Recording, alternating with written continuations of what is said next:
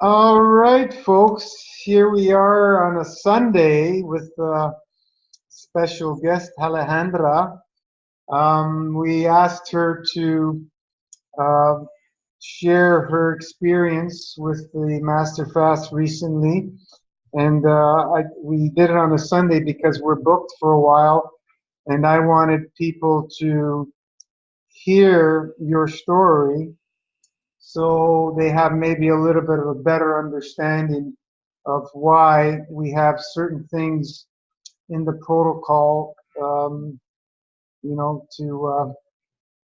There's a reason for every single thing in the protocol. And Alejandra left a message for me. What was it not this weekend, past the weekend before, was it? Yeah, it was on the Yeah, night. in the middle of the night, and I woke up and I see this message and I'm going, this doesn't look good. So I wrote back, and then after I uh, I got a hold of you, but maybe first you want to talk about a little bit about your background, maybe your diet, how you found Master Fast, and so on and so forth. Um, Yeah, I would love to. Well, I'm Alejandra. I'm very pleased to be here with you, sharing my story. Um, I'm from Venezuela. I'm from Caracas. I moved to Montreal with my husband almost 5 years ago, and since I think my diet has been, well, not like typically standard American diet. Mostly at home. Yeah. Like all meals have been prepared at home using like kind of health ingredients. My dad cared to have plenty of fruits and vegetables at home, so I didn't get into the fast food change or that, but as Latin Americans, we eat lots of like grains and yeah, like pasta, rice, cooked like potatoes or veggies, yeah, chicken, fish. I was not very much of a yeah, dairy lover. Yeah, but I did have lots of cheese. It was I think the most difficult one for me to get rid of, like cheese. yeah, that's one of the most addictive for most people. It's very addictive. When I was in Margarita Island a few times, because my uncle lives there most of the year for many years. They do a lot of frying in these South American tropical places and so on and so forth. Did you guys have that in your diet as well? What one? Deep frying. Yeah, In, yeah, like well, like French fries, French and yeah. fries and those panadas. Or they, Oh yes, empanadas or yeah, like how do you call that? Like corn or any type of flour, and then yeah, mixed. yeah, Yeah.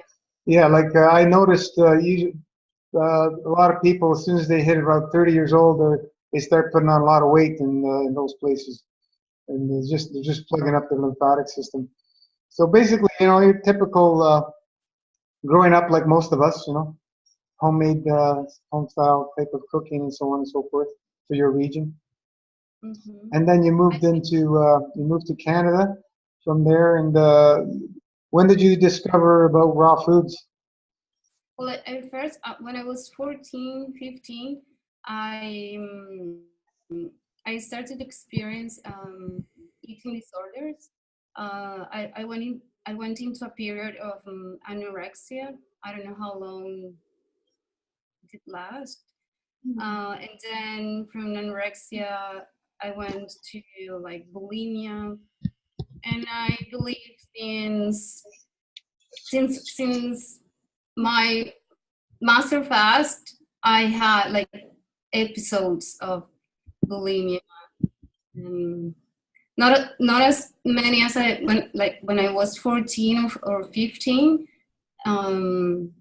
But yeah, when I was on master fast, it all ended. Like, I was so peaceful. I was at, I don't know, like in heaven. I didn't experience any eating disorders like episodes. And I discovered master fast system thanks to Peter Angel. I know him from Dr. Robert Mollers. I think we met, not personally, but we met maybe in 2013, I believe, and he helped me like with a protocol and like buying like a herbal protocol, and we kept like writing emails each other he was helping me to like in my healing journey. So he did a iris analysis for me and my husband, and we kept in touch. And he sent an email to I guess to all his contacts in December, like greeting and saying like for the holidays and Christmas. But I like when in May, like I don't know, I felt like contacting him again, and I went back to the emails he last sent me, and I realized he sent a greeting email, and I never responded to him. And at the bottom of the email, it was like he was explaining something about like a new kind of herbs or protocol or like a fast he was doing. And he wrote something about master fast, and I was so I don't know, I felt so attracted to it. Like, oh wow, I didn't know about that. So I went to Google about master fast, and then I found the site, and I believe I wrote an email, and it was on the 1st of May this year. So were you already eating raw foods and so on and so forth for a while? Or? I stumbled upon raw living food in 2010. I was living in Venezuela, and hopefully, likely, I never got into the gourmet, like eating nuts and seeds or oils or salt. I guess because I was because of my eating disorders, so I never eat like fats or oils, because I knew they were really heavy on calories, and they will make me put on weight, or so. Yeah. And then quickly, like I stumbled upon 80-10-10. So from 2010 until Master Fast, I was trying to, I was trying the 80-10-10 lifestyle. Yeah. And how was that working for you? Wow, it was really, I don't know how to say, how to explain it. I had great moments on 80-10-10, but I was always struggling, maybe not because of the 80-10-10 principles, but because I was so hard with myself, like trying to be, it was mostly about being 100% raw. Like, no, it was always about the external thing, not the inside, or like getting to know yourself, like connecting with your inner self, and understanding like what is happening, or allowing yourself to transition gradually. I was very hard with myself, like, oh no, I have, like, it has to be 100% raw. And if I had, or like, anything cooked, potatoes, well, not like sweet potatoes, or any veggies, or anything cooked, I will throw up. I will, yeah, like, I will vomit or throw up everything, because it wasn't raw, and the goal was to be 100% raw. So I was struggling with that big time. You would And go to eat something like sweet potato? Like, you yeah, mean intentionally you throw it up? pardon? Or like you induced it to come out, or like you forced it to come out? What do you mean you throw up when you eat sweet potato? Yeah, like, I didn't feel.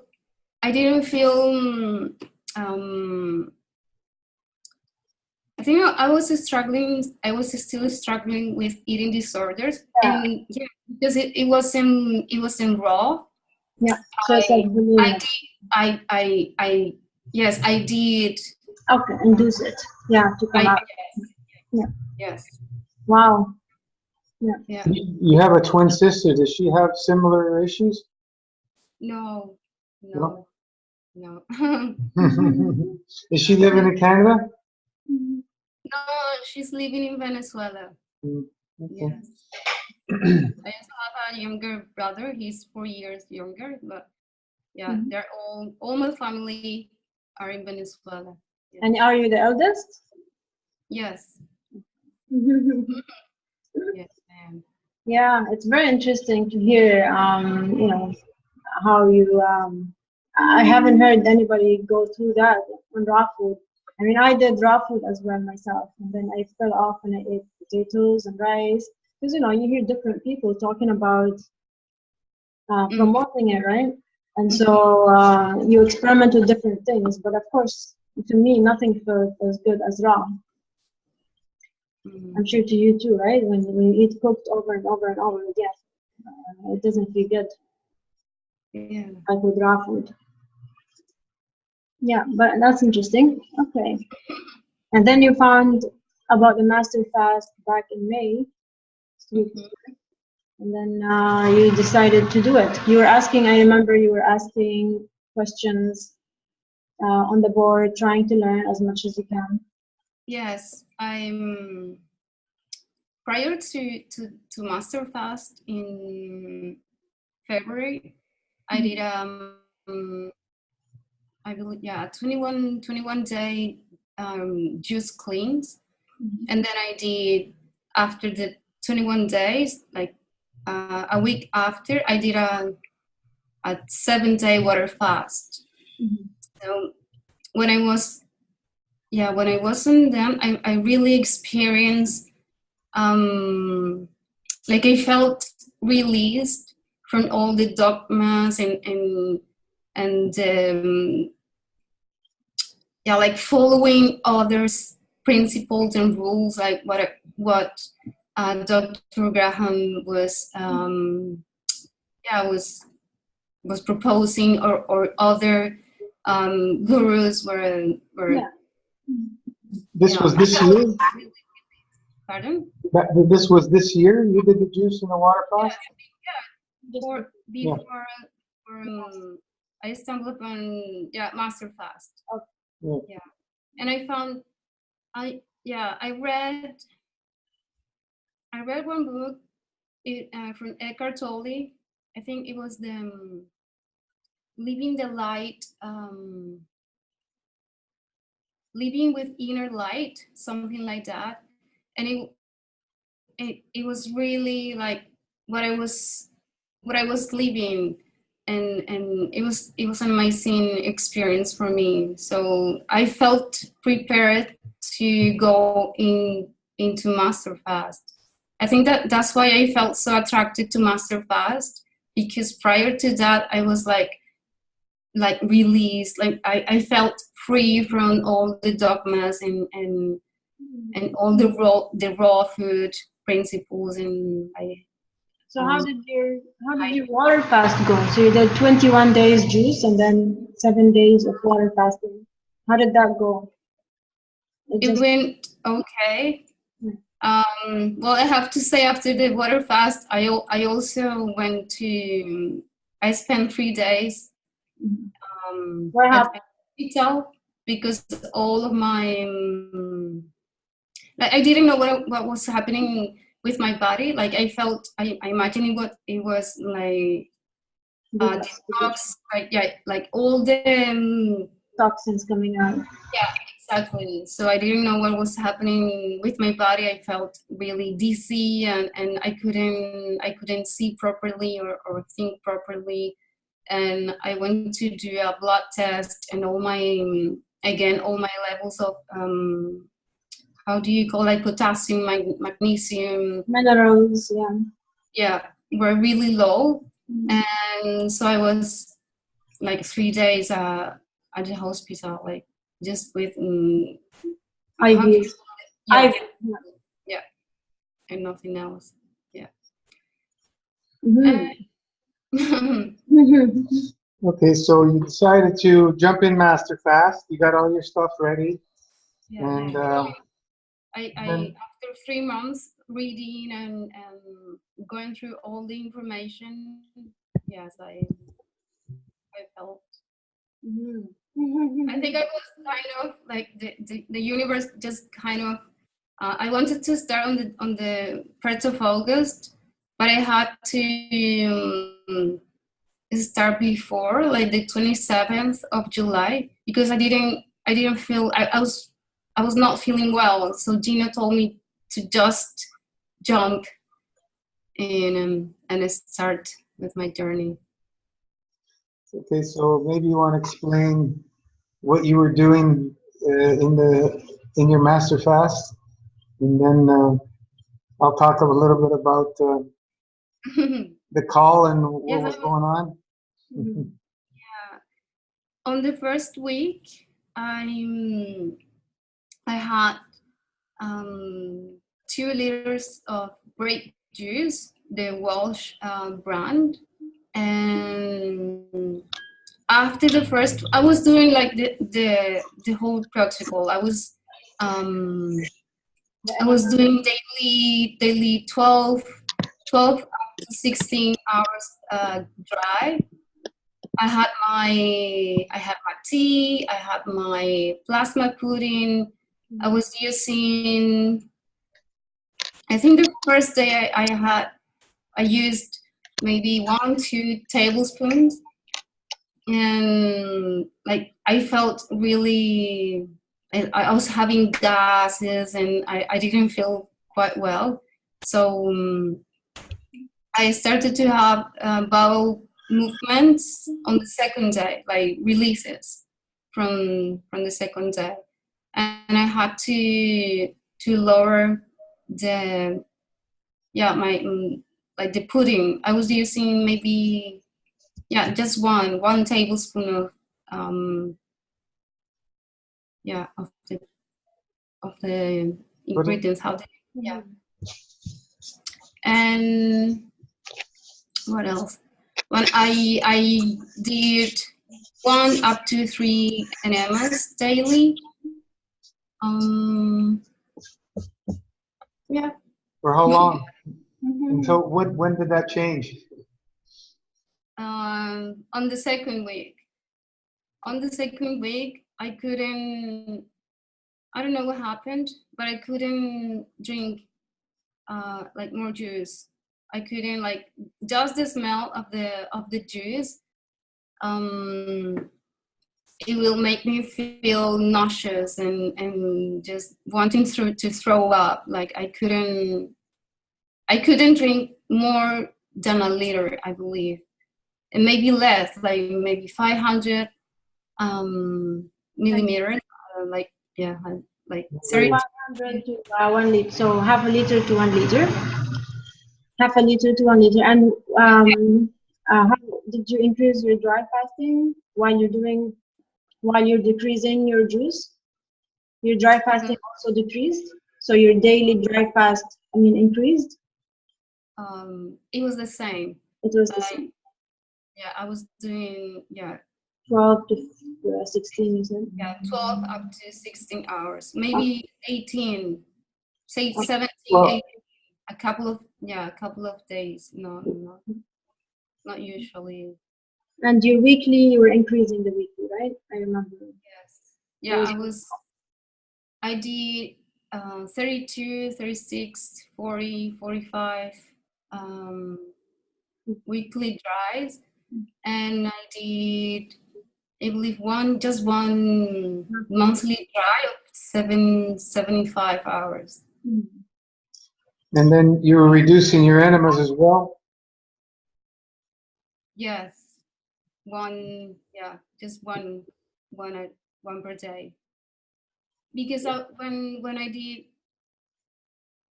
when I was doing my enemas, I always felt horrible, like like I don't know, it was something here in my third chakra. I felt like very dizzy. Something happened. Yeah, something happening.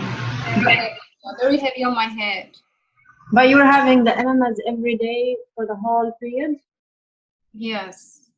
But Every from three enemas, I went to just one because I couldn't. Yeah, I was feeling really awful after the first one, like very heavy on my head. I had releases every day. The first sign when people start getting nauseous with the juice is because it's stirring up very deep, old toxins, pathogens, chemicals. And what people do is they start drinking less, and it makes the situation worse. And then you get into a cycle where you can't keep anything in, and you start getting into the situation where you got in, especially not clearing the bowels enough, because you could live just on doing enemas, feeding yourself that way if you do enough of them and wash out the stuff that's being loosened by the fast. But so as this was going on, you're reducing your drinking, reducing the enemas, increasing your dry fasting, and then I get this message just over a week ago, and the message was not good when I read it. So I called you up because what you were writing was not very clear, making sense. You're talking about leaving your body and hallucinating and so on and so forth. So then I called you on the messenger, and I got a hold of you, and you were kind of spaced out. And I'm looking at you, and I see you're in a severe dehydrated state, and you're talking, but you were making a lot of sense for some things you were talking about.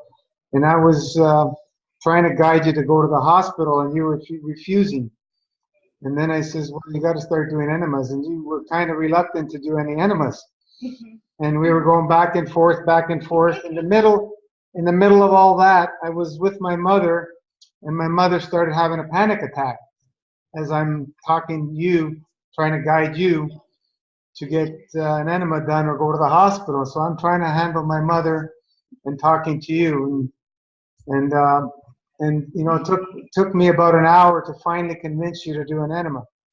You know, after discussing, I think I took a break and I said, go do a cold shower and blah. So finally you decided to do an enema, but I was looking at you in the state that you were kind of, I didn't know if you were going to come back. I was a little bit worried. That's why I said you should go to the hospital. If you didn't want to do an enema, there's no way to take you back. The enema will save people all the time.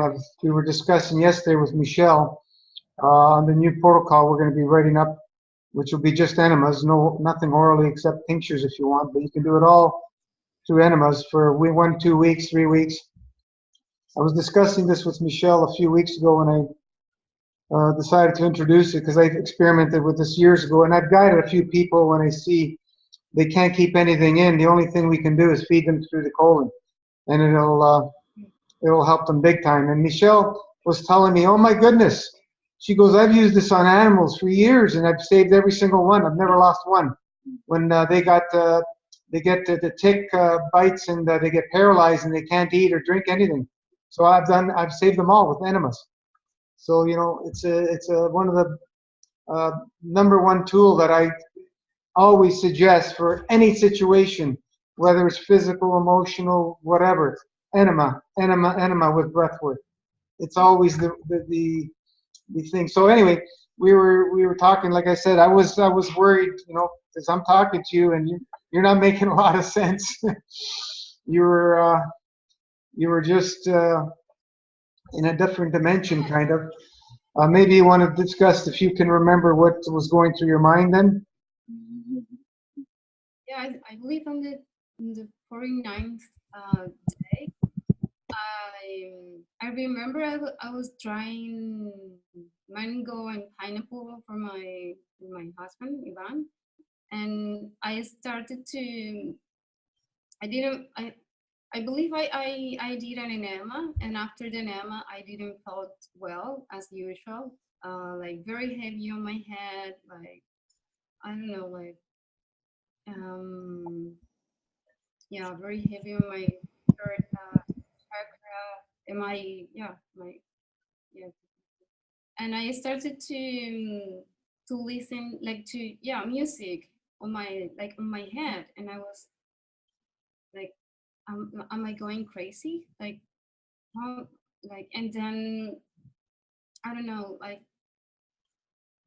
yeah, I started to see things, strange things. I tried to sleep, and I remember I put some ice on my neck here at the back, and tried to sleep. And when I was falling asleep, like I did, like I was starting to feel and have like hallucinations, like what's happening to me, like it, the most strange things I never experienced in my life. It was really scary. So I didn't, in a way, I wanted to to fall asleep, but in but no, because I was really worried that I couldn't, like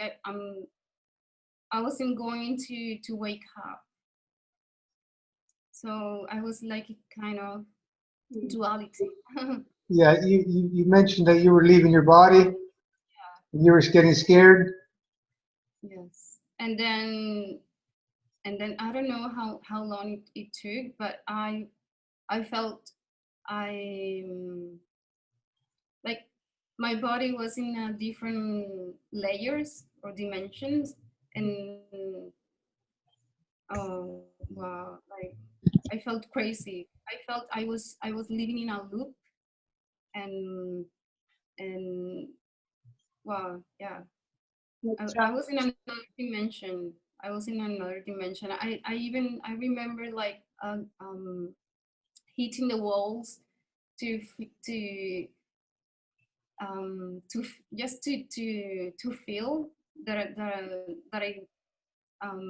You're alive. I like yeah like yeah, I don't know. I was living in different levels. Like my soul was in a dimension, and then my senses were in another one, and I was trying to explain Ivan, but Your husband. yes, and he he was really worried, and I was behaving like a totally lunatic, crazy person. Like I was shouting and crying. I remember telling him that I was lost, that I screwed up everything, that yeah, I was trying to explain him what I was feeling and experiencing and well, he thought I was crazy. He was at work? No, Yeah, he was here. Yeah, he was here. It was in the morning. It was all the night, I believe, like all the night to like until early in the morning. Like So we were going back and forth with. he was with you the whole time? Yes. Well, he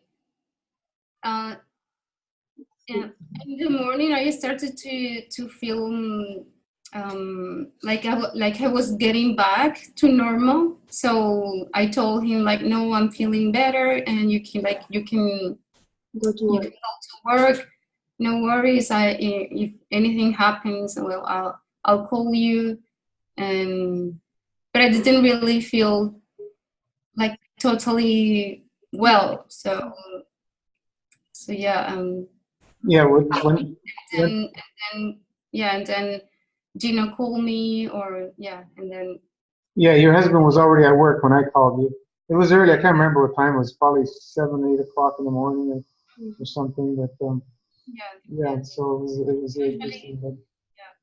usually goes at 8. So Yeah, he starts at 8. yeah. Yeah. So um,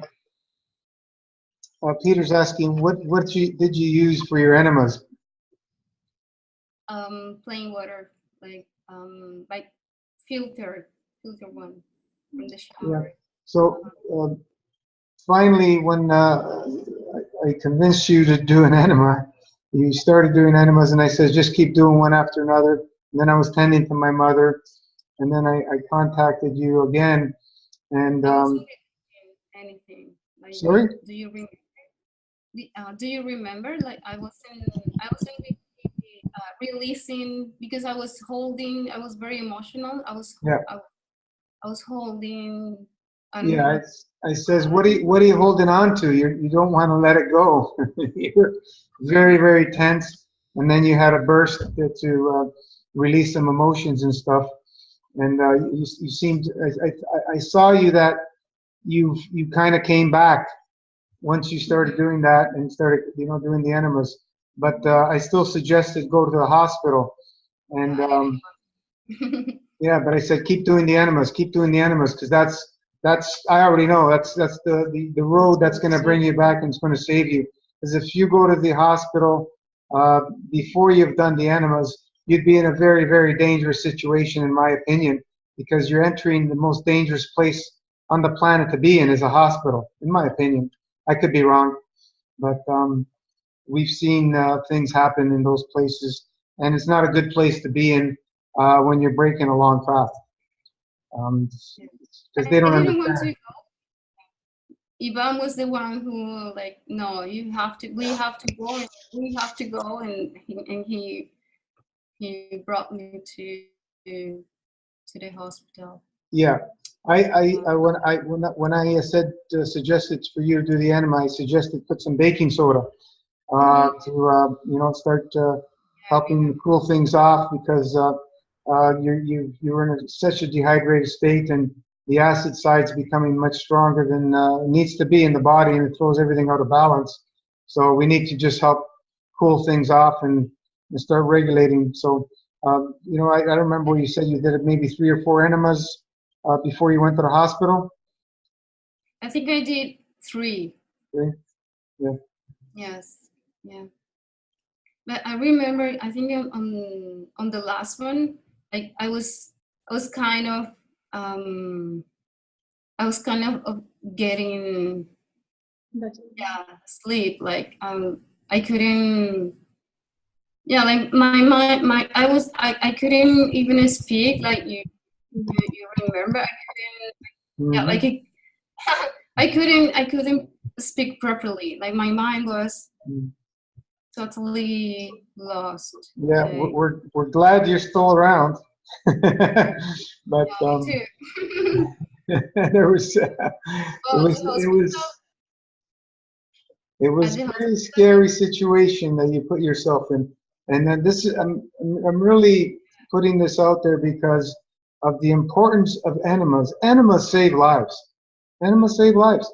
If every hospital had a colon therapist in their hospitals, they would avoid so much pain and suffering in people. Just send them in the colonic. That's all you need to do. Number one thing for 99% of the times, a colonic, unless you have a broken leg or this and that, and it will still help anyway. But you know, even my partner, he's really he fears enemas very much, and he hide like my enema. Like I couldn't find it almost for like I was looking for it after I left hospital, and I couldn't find it, and I knew he hide it for me, like, and I was talking to him and explaining him about the enemas or colonics, or even like having a call board, but he still struggles to understand. Yeah, it's some people are I don't know, they have fear of anus or whatever, but it's just a lack of a misunderstanding of ignorance of what it actually is and how it could save people. Like I just explained with Michelle, she's been working with animals for 44 years. She's never lost one animal in a severe situation with enemas. Not one she's lost. Could you please? I was talking with the psychiatrist. I spent 7 days. I didn't know. I was surprised. I thought I spent 4 days, but I actually spent a whole week at the hospital. I was 3 days on IBS. IB, sorry. And I didn't eat anything on that 3 days, and then in the hospital. Yes, and the well, the person who was talking to me, I was trying to explain her what I did, like talking about, like, sincerely about the fast. Not really talking about master fast and the system, but just saying to her that I was on a fast and I was doing enemas, and she told me, she was really surprised and told me that, oh, you want to, like, do you really, like, do you want to die, because you could die doing enemas. And I was like, okay. And then and then, oh no, I'm not saying anything, like, I'm not saying any more to, like, to her. I'm going to keep, like, all that I know, like, to myself, and just yeah. You spend what, 3 days in the hospital? They put some IVs in you because everything was out of whack according to them, and so on and so forth. Then you come home, and the guy was trying to message you, and I'm going, oh no, what's going on with that? I didn't know. I had an idea you went to the hospital, and I was just hoping everything was fine with you, because you know, it wasn't good to what we've seen. But like I said, once you got through some of those enemas, I already seen you started turning and coming back, and you were on the road. But anytime somebody goes to the hospital, it's not a good place to be. For me, it's a very dangerous place. So especially after a long fast, that's where I get worried when people choose to go that route. But everybody has their own choice and free will, and everybody lives and dies by the choices they make, and everybody needs to take responsibility for the choices they make. So you know, these are things that we cannot instill and force faith and trust in people. We can only share information, and when you go through the experiences little by little, you start understanding of what we're talking about. The trust and the faith needs to be there for what we're doing, because if it's not, you go into the fear states, and the fear just eats you up. and it causes more problems, and it becomes a vicious cycle where you get trapped into. So, you know, the protocol, we have everything in place for a reason. Everything is crucial, every single part. It's just, you know, it works. It works. It's sound. We're just we're in the refining stages as we go on, and we learn more and more from people sharing their stories. You know, this is all, you know, what it's about. The sharing is to strengthen what we already know and add to the knowledge. This is the only way we can learn, through people's experiences, because we can theorize this left, right, and center, and ain't going to get you nowhere. Like I was saying at the start, a lot of people have certificates of this, that, and the other thing, and they haven't got a clue what detoxification really is. I've met very few people that really understand detoxification. You know, you know, eating fruit is not detoxification. It doesn't work that way. You know, it's you got to stop eating. That's how you get into true detoxification. And very few people have put themselves in a situation where the body can actually do a proper detox. You know, yeah, doing some raw juices, you're going to get some detoxification, but you're not going to get to the depths that we're doing on Master Fast. It just doesn't happen, and especially the dry fast. That's where all the real magic starts happening. If you understand and do it with prudence, and don't you know, overdo yourself. This is the trouble that we have with newbies. You know, because we talk about less is more, people are jumping in and trying to do these long daily dry fasts, long weekly and long monthly dry fasts on Master Fast. And these are the people that ones that have done that, they disappear. We don't hear from them no more.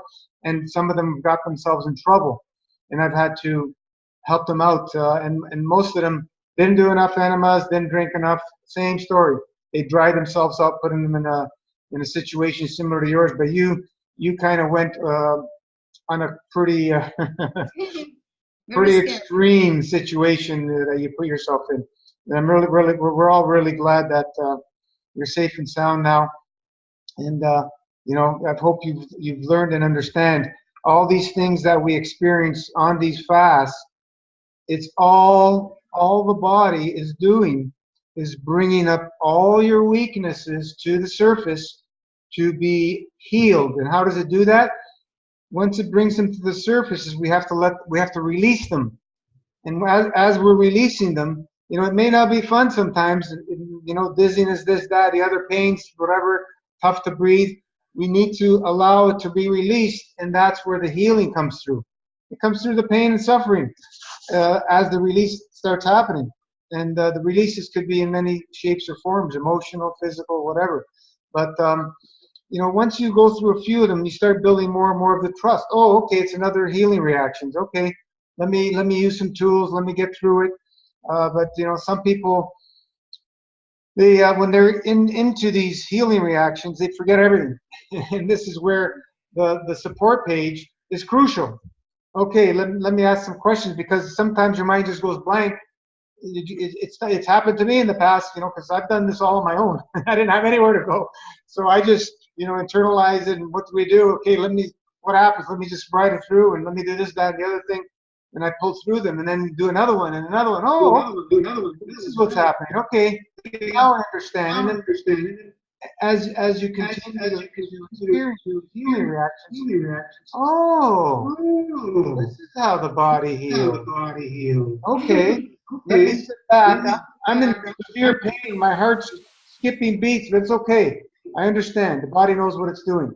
This is what I'm talking about. The trust and the faith comes through the experience. We can talk till we're blue in the face about all our experiences, but until you personally go through it, you really don't understand what detoxing and how the body heals. It's not going to happen. It's like, you know, I can explain to you how a durian tastes, but if you've never tasted it, you have no clue, you know, or another fruit that you haven't tasted or whatever. It's the same thing. Yeah, it's true. Yeah, no matter what, usually you will always forget that you're detoxing. You know, when you go through healing, like especially severe healing reactions, usually when we do the dry fast, usually the longer ones, you almost give up, right? You feel like, okay, I feel like it is so not fun. What am I doing to myself? And you forget that you're detoxing. It's easy to forget. But when you do more and more and more and more, you start looking forward for these symptoms because you understand. Yeah, the first time you might forget, even though you have read about cleansing and you understood earlier, but when you live it, it's really hard to. Yeah. You want to remind yourself, and that's when you have people on the page, you know, supporting you, telling you, okay, do an enema right now, you know. But I mean, you know, a little bit of faith and calmness, you will be able to figure it out yourself. But if you can, just go to the page. Yeah, this is why we put on the protocol for a newbie. You got to drink 2 liters a day, minimum. Yeah. You got to drink 2 liters a day. Today's man is so toxic, especially people coming from a standard diet or whatever. And you know, this, if you're coming from processed foods, even worse. But even long-time raw foodists, they're still so toxic. If they haven't done any fasting, we've shown people on long-time raw foodists, fruitarians, still full of crap. You know, it's just if you don't have fasting as part of your life cycle, part of your lifestyle, you're full of toxins. There's no way for the body to get rid of those deep things. And this is the way the body's designed to heal itself. This is why we suggest mass fast needs to be a lifestyle. We live on light, and we eat occasionally, minimally, for joy. It's not the other way around, folks. It's not we eat and then we fast occasionally. It's the other. It's we live on light. You know, I mean, we live on light and we eat occasionally and minimally. This is the new lifestyle that we're going into, because the old stuff doesn't work. It doesn't work. We most of us, thousands of us, have been through those cycles of doing the fruits and the herbs and this, and you come to these plateaus and you can't break through these plateaus. How do you break through the plateaus? You can't keep doing the same thing over and over and expect different results. People are banging their head against the wall. When's the pain going to go away? If you don't stop doing that and change, it's not going to change. So we're the change. We are the change. Be the change you want to see. We are that change. We're educating people of what it takes. Food is an illusion. Food is how we get sick. And all the different foods, doesn't matter what it is, they're all, you can call them toxic, you can call them poisons. They're all foreign substances to our body, including fruit, folks, including fruit. Fruit just so happens to be the least obstructive of all the foods for man and the least karmic. But it's still a foreign substance to a body of light, because that's where we are. We're bodies of light. So why do we need to introduce a heavy matter into a being of light? Because we're all conditioned to do that, and we're all programmed, and so on and so forth. So jumping from heavy matter into the light, maybe one in a billion may be able to do that. So most of us need to process, and we start cleaning and cleaning and cleaning. Master Fast system just keeps it simple for everybody to make that process over as many years as you need. It doesn't matter how long it takes. At least we know we're heading in the path of the right direction. And everybody, once they come off a long Master Fast and they go into food, a lot of people get into trouble, because first of all, they start eating and they go, it's not as good as I thought it was going to be. And then they start going more and more and more and more. And then all of a sudden, I don't want to be on this much food. I want to go back on Master Fast, because they feel so much better. That's why we have people on second, third, fourth, fifth, sixth Master Fast or more, because there's an understanding coming through the experience. Through the experience. There's no other way except through the experience. Yeah, you can read all about it and educate yourself, but until you do it, you're not going to appreciate it. Like, you know, even though you went through what you went through, you were saying that you felt amazing up until the point where you went overboard. You know, you're feeling amazing, yeah, because you're not living on, you know, nothing. But your body's not ready make that jump, and you came into these challenges. So I kind of tend to go to the extremes. Like if I'm on something, I really want to. If it's 108, then I'm going to go for the 108. Yeah, I'm the same. So I learned the hard way to really listen our body, like listen to my body, like seeing the signs and what's really happening inside my body, or even in, like externally, like the dryness I had in my mouth and yeah, and my skin. I thought it was okay. On the first week, my skin was like a baby. I was like, oh God, it was beautiful. And then my skin started to go very, very dry and like very flaky and dull and looking like maybe 100-year-old lady. And I thought it was okay. Well, sometimes that happens, but you doing everything properly is just part of a detoxing. But you put yourself overboard in a severe dehydrated state. I mean, we have people who have done 4 years of chemotherapy, right? Wow. Like they are very toxic, coming from a very toxic background, and they are. I mean, Marine has done the most massive fast of everybody else, but you want to do it properly. Follow instructions as much as you can. And after that, then we see, okay, if you're having severe detox symptoms on top of that, but we haven't seen anybody who's having extremely severe detox symptoms, even chemo, people who've done chemo. Martin Right? went through some severe ones. Yeah. Yes, I know, but I mean, not to stop his detox. He did take a break of 2 weeks of smoothies, and then he went back, but he's done the most massive fast of everybody else. Yeah. It's all a learning curve for all of us, So now that you've been on food a little bit, you look much better hydrated and so on. Your senses are back. I think I gained like maybe five and a half kilos the last week. I believe I was like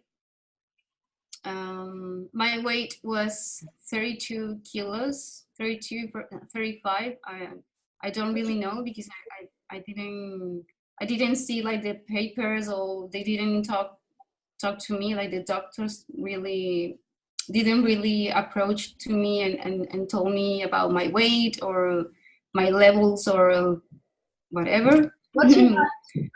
What's your height? 155. I'm very like small. I think before starting I was maybe 47, 49 kilos. Yeah, so you're already. It's I don't pay attention to weight myself. People are freaking out about weight because especially when you're out in society, you get remarks and so on and so forth from others. But once you have the understanding, we need to strip and build. And some of us, we'll go to skin and bones. Yeah. It's just the way it is. Some of us, not everybody, but some do. I find it when you do enough juice and not so go crazy with a dry fast, you're not gonna lose as much. You lose slower. Yeah, your body will shed, but it will shed slower. Yeah. As the years go on, more practice fasting, clean, minimal eating, you'll see when you do these fasts, you won't lose as much. It's just body holds on to things. In the long run, you're not going to lose because it's the body's gotten rid of all the obstructions little by little, and you're pulling the energy from all over the place. The last thing we pull energy from is food. We use more energy to process it than we gain from it. Most people really don't understand how that can happen, but that's the way it happens. We don't take most of our energy from food. It's very, very small amount. But it takes time for the chakras to become open as we fast. it comes with fasting to be able to absorb this other form of energy where you want to lose weight. Your body is just completely satisfied. Takes time. It's okay. It takes time, but the first 108 you're gonna lose. But as I said, when you drink enough and you don't go crazy with a dry fast, just do minimum dry fasting, you're not going to lose fast. I mean, I've done many master fasts and I have tracked my weight every single day, and I can tell you my weight will go. It depends how much dry fasting I do. Yeah, I can go really fast down. So yeah, you want to do it slower. I mean, you have the rest of your life. Well, why do you have to rush, right? It's a lifestyle.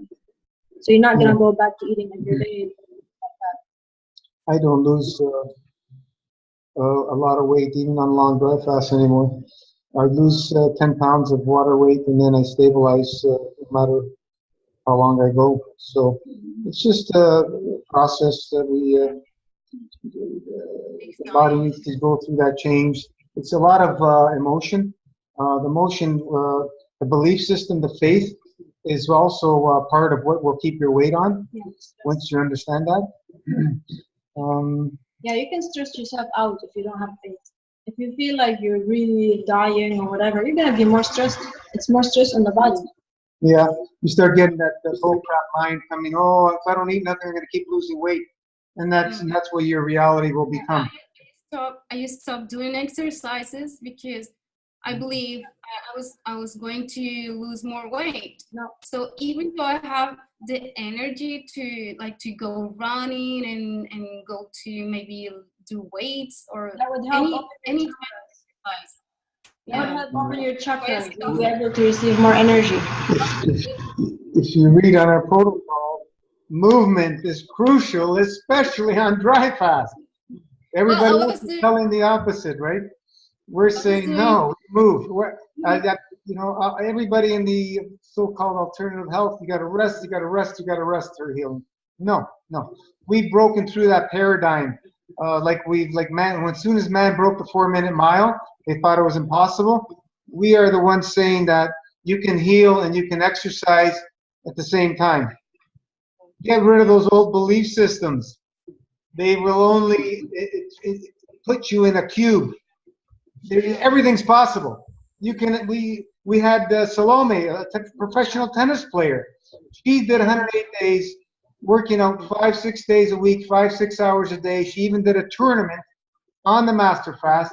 She lost the least weight out of anybody on Master Fast, and she gained muscle on Master Fast. She lost fat. This is a pro athlete, okay? Wow. So she even threw up in the tournament. She went back. You have to understand what's going on. When you throw up, you feel better because your body's got to release something. So she's a beautiful example. When she talked to me at the beginning, you think I can do this? And I asked, what's your lifestyle and this and that. She was already into raw foods and eating fruit and everything. And I asked, how long have you been an athlete? She says, most of my life. I go, you shouldn't have an issue. You may have some down days here and there, but she went right through it like no problem. And then she shared the beautiful story of her cat that we posted. I did a 66-day dry fast, and she still has the cat. Is she still doing Master Fast? Is she still on Master Fast? She's still on the page. Yeah, she's on the page. She's on and off. She wants to do another one. But it's a lifestyle. It's a lifestyle. It's not something we do once and we go back to our old ways, because your old ways will come back very quickly. Very quickly. We have people who've posted their stories. 6 months later, they're back to where they started because they went back to their old ways. Why does that happen? Because we have memory within ourselves. And if you put in the foods that trigger those old memories, it'll go back to that. The physicality will go back to that. We need to change everything from A to Z in our life. Everything. Yeah. The way you sleep, the time you sleep, the direction you sleep, what time you go to work, time you get up, time you go to sleep, things you eat, their creation, change everything. You don't want to go back to your old lifestyle because those are triggers that will trigger you to wanting to go back to eating the old ways. And we don't want that. Maybe some of us do. That's exactly what I'm experiencing right now. Change everything. When I started to eat, even I'm on fruits, just plain having plain mono meals or veggies, no nuts, nor seeds, nor no fats.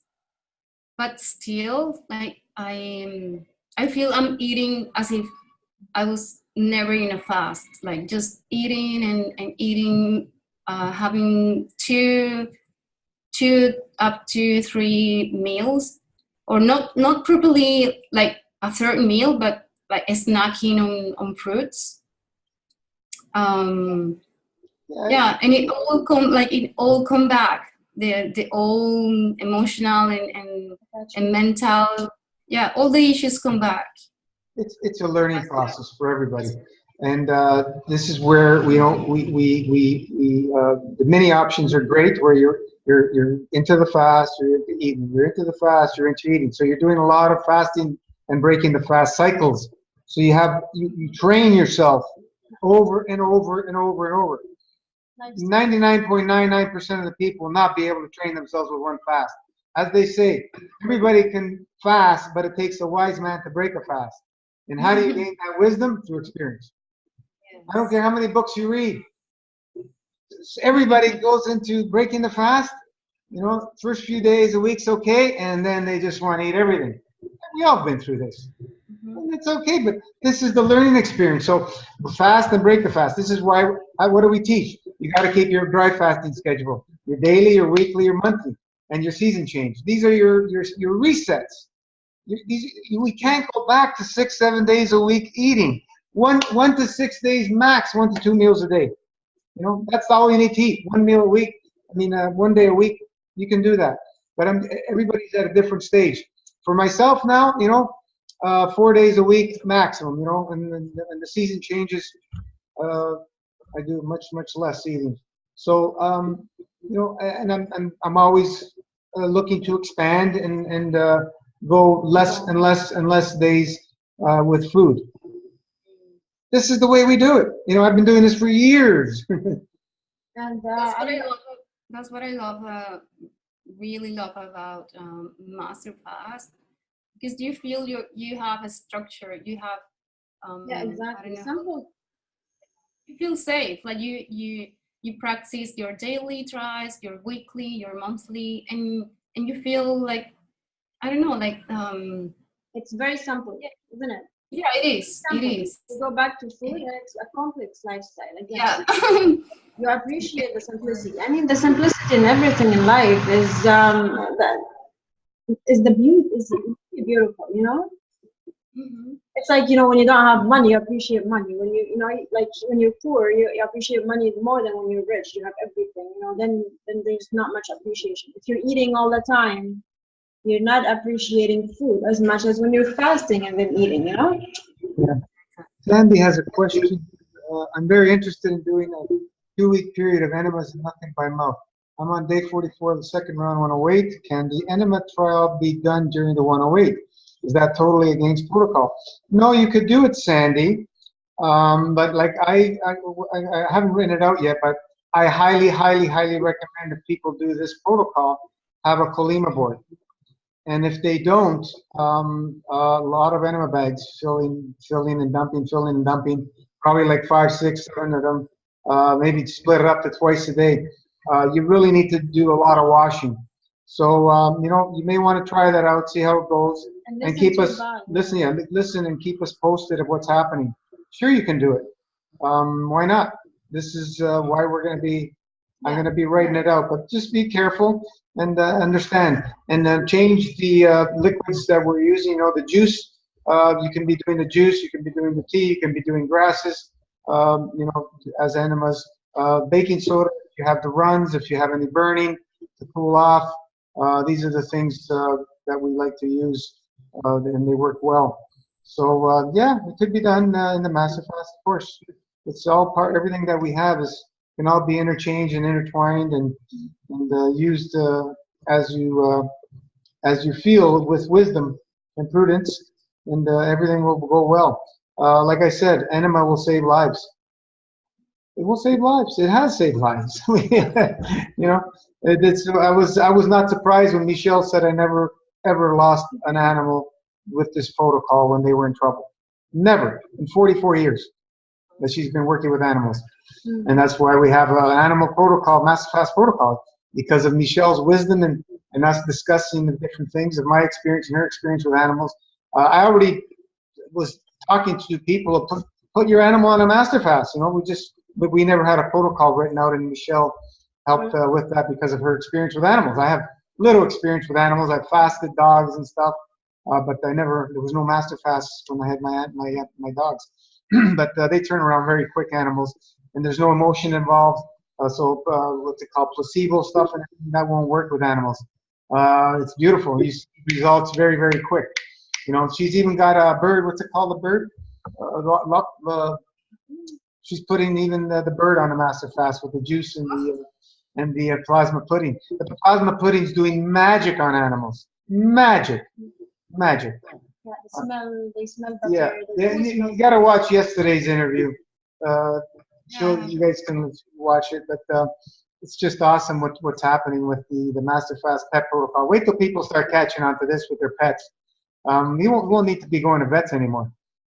You know, it's so simple to turn pets around. She was saying they were even putting one of the pets on an antidepressant. Can you believe that? Yeah, that's what they're doing. They're putting animals on antidepressants these days. Unreal. Unreal. I'm just shaking my head. I can't understand how ignorant people can be, really, and believe in everything pharmaceutical companies say. She says this particular animal that was depressed is not very happy with no medication, nothing. Yeah. Just on fasting. So yeah, you were thinking of jumping back on Masterfast, you said, right, Alejandra? Yes. Am I pronouncing your name correct? Yeah, Alejandra. Yes. Mm-hmm. Yeah, people here. Beautiful Miss Venezuela we have here. Oh, thank you. That was an issue for me when growing up.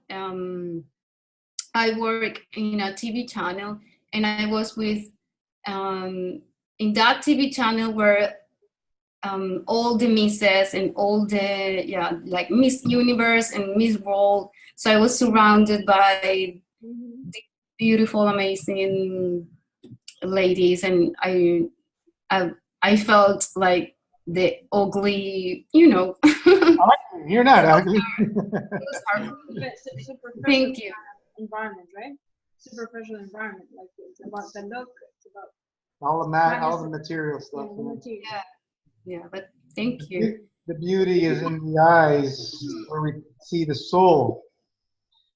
As they say, beauty is only skin deep. Ugly is right down to the bone. Yeah, the eyes are the gate or the window to the soul, and that's where the beauty really shines. You know, physical beauty is limiting.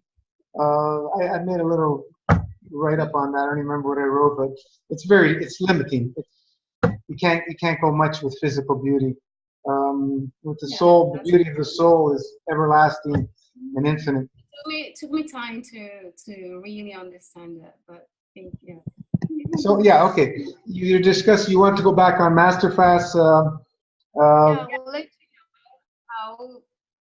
You have an understanding of what needs to be done. Minimum 2 liters a day, every day, enemas every single day. You have a clear understanding. I would do more enemas. For you, I would do more enemas. A Colima board would be awesome. Folks, I don't know how much to create the Colima board. I was like, well, because my husband didn't want me to do any like colonics or enemas, or I was planning to go to Rana clinic. I was planning like, okay, I'm going to, you know, like when he's working, I'm going to like grab a bus and then going to Toronto and then come back. But no, I'm kind of having these talks with him, like explaining him about the truth of colonics or enemas or using a Colima board. So he kind of. What's the book? Bernard Jensen? Bernard Jensen book. That's the book he should read. It's all about colonics and enemas. He's reading Arnold Ehret's. Yeah, excellent. That's it. In there, it's got all about enemas as well. But you can more visual that you can see with Bernard Jensen. He's the man who wrote the book on colonics. Bowel management. Bowel management, yeah. Yeah. That was the second book I had after Arnold Hoyer into my lifestyle of health and wellness. Arnold Hoyer was first, and then Bernard Jensen, my friend, who's my friend now, my herbalist. He's the one who showed me that book, and he goes, "Yeah, you got to do at least 40-day fast, get rid of this stuff out of you." I go, I don't have that stuff inside me. Just like everybody else is in denial. There's no way. So what did I have to do? I did a 40-day fast to prove them wrong. Wow. And I proved them right. Hey, we live and learn. Yes. I want to go back to master fast, but I would like to know how can a person that dry itself up can go back safely into master fast and do it correctly, do it properly, like really knowing what's happening and doing, and I would love to know. The feelings that you have, you need to understand the healing reactions until you cross the line and you get into the other dimensions where you're not supposed to be. But you have to have that understanding of, how far you can push yourself. And then we're talking about the dry cycles when you're just getting too dry. We're so toxic. This is why we highly, highly, highly, highly recommend people drink at least 2 to 3 liters as a newbie, because you need to wash thoroughly, through the mouth, through the colon, continuously wash, because the fast is loosening up all the pathogens, toxins, chemicals, etc., etc., etc., emotions. It's loosening them all up throughout all our cell structure, and they're trying to come out. Now, the problem is our organs and glands are plugged up too, and the field interaction between everything is not working properly, and everything is just in a stagnant state, and these things are moving around, trying to get loosened up and move out, but everything that's controlling them is having a problem communicating with each other, and things start burning, and we get into trouble. So, what do? We have this protocol. We have herbs to open up channels to help the spirit and the physicality keep things and energy moving. That's what the herbs do. How many are you taking? She's on 12. You're taking the 12? The herbs. The 9. 9. I was okay. 9. So yeah, we have, we're fasting is all about getting all the energy to move and keep it moving. Because as we know, stagnation is disease, and the universe is always in motion. The operations of the human body are a direct reflection on how the universe works. So we can't have stagnation. Stagnation leads to disease. So how do we keep things moving? We have a protocol with everything in there. We have the pudding that goes through us. And as things are loosening up, that's helping absorb as it's going through and pulling physically and plasmatically, both ways. Both ways. We were discussing yesterday. How come you can take charcoal and use herbs and still, or eat foods, and still you're getting all the benefits of those foods or herbs? But when you take the charcoal with synthetic drugs, pharmaceuticals, it absorbs them and neutralizes them, and they don't work. Why has that happened? Well, we explained it yesterday. It's because there's an intelligence behind everything. In man-made stuff, they're extracts of chemistry, and they're abomination. They have nothing to do with how the universe works, and there's no intelligence behind them. So what does nature want to do? It wants to bring them back to balance. The universe wants to bring in plasma, the herbs, it brings everything back to balance. So when you're using the plasma, what do they go? What do they do when you go to the hospital when you've been poisoned? They give you charcoal, activated charcoal. Or you've done overdose of drugs, activated charcoal, as they're pumping you up. So, these things have intelligence behind them. And, the plasma pudding, you can take it every day on the PET protocol, it's part of their diet. Okay. And they're doing remarkable on it. The fur's getting better, this is getting better, that's getting better, everything's getting better. So there's intelligence behind everything. So the pudding we're taking, that's necessity, you know, and we start on the low end and work our way up until we feel there's just too much for the body to move through. Were you taking one throughout the whole time, or you taking more than 1 tablespoon of the pudding? I try even adding three tablespoons. So towards the end it was 3? Pardon? Towards the end of the fast you had 3 tablespoons? No, like it was like on and off. Variable. Yeah, along the. Okay. Yeah. Yeah, so, you know, the enemas are crucial. A Colima board, can't say enough about a Colima board. You know, 5 gallons in about 45 minutes you can do, versus in 1 hour with enema bags, you may be able to do 4 or 5, and it's just not the same cleansing. You know, 4 or 5, they hold maybe 1 or 2 liters, some of them at the most. It's a big difference. A Colima board is a much better washing cycle than enema bag. Enema bags are great for traveling. Never ever travel without an enema bag. Always bring it with you. Wherever you go traveling, bring your enema bag. It could save you. As I said, enemas save lives, folks. Along with breath work, enemas save lives. I think I was doing a little bit of breath work with you too when we were going through this. But you know, we do all these things. You know, the breath work, movement, ground yourself, the burnt stick, massaging all the acupressure points, the kidneys every single day, nurture those kidneys, castor oil packs, cold showers, essential oils, meditation, etc., etc., etc. We have so many tools to use, and you know, we need to work them all. Really, folks, you need to spend 2 to 3 hours on yourself a day. So all the time that you had preparing foods and eating, you use it on yourself, using all these tools as you're going through these fasts. Some days you'll use more time, some days you'll use less. And you know, you'll get so much done. You get so much more done when you're fasting than when you're eating. Always. There's more time, even if you're doing all these things for yourself. But we need to move. We need to do yoga, whatever. Even if it's just stretching or something, because that day you really feel weak. But honestly, when you start moving and you start doing the breath work, the energy levels will go up 99% of the time. There may be that 1% of the time, well, yeah, just that day is one of those days. What do? More enemas. More enemas. And usually you can turn yourself around by washing the colon. And if you can't, that day you go to bed early. And the next day, you may wake up and you'll be jumping for joy because you feel amazing. Or you may have a few days that you're down. It doesn't matter. Whatever it is, embrace it, and we continue on the same path using all these tools. It's so simple.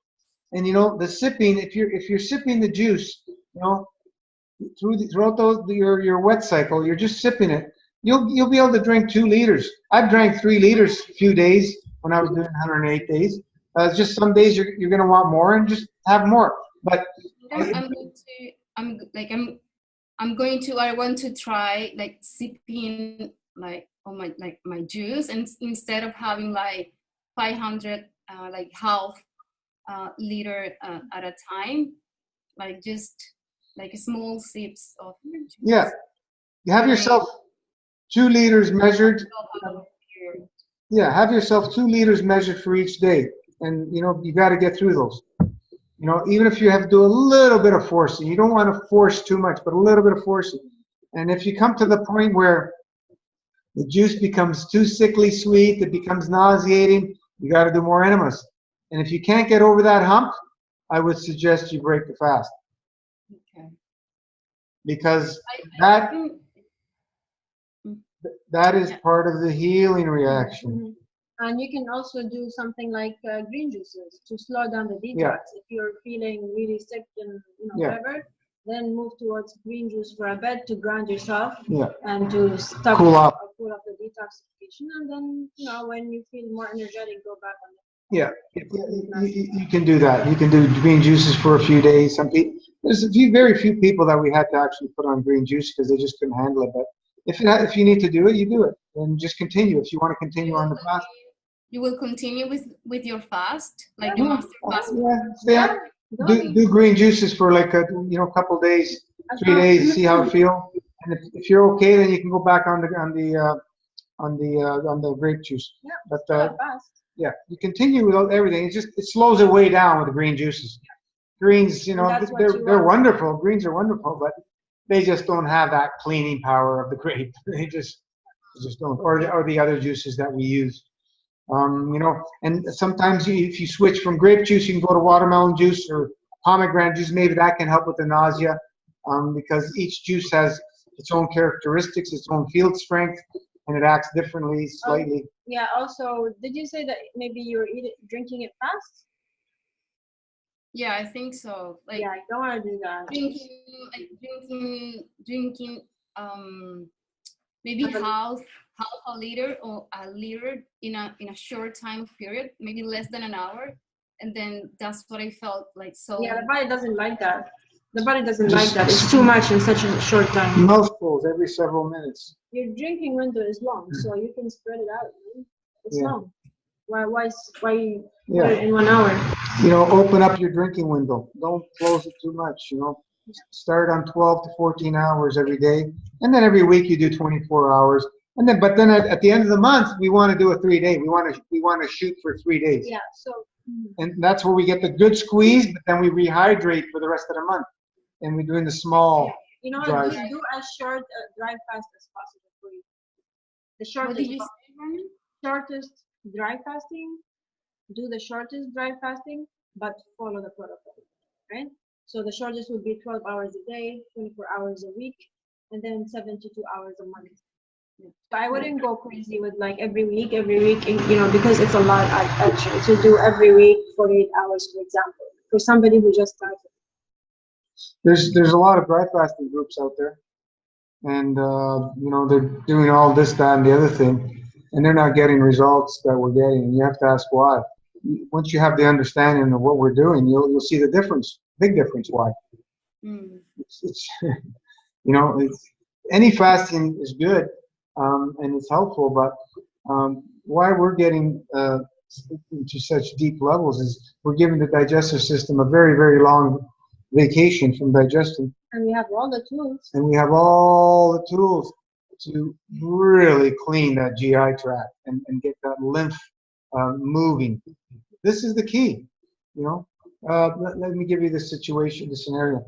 When your GI tract is full, everybody has minimum 5 to 10 pounds of backup in them.